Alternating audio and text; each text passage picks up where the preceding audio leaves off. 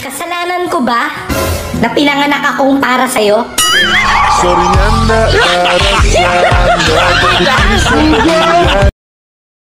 Nagkaroon din naman ako ng ex, pero hindi ko naman nilait yung bago niyang unggoy.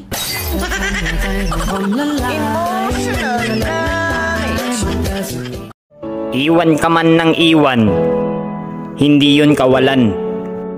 Dahil mas maiging maging single ng matagal kesa sa maling tao ka magmahal.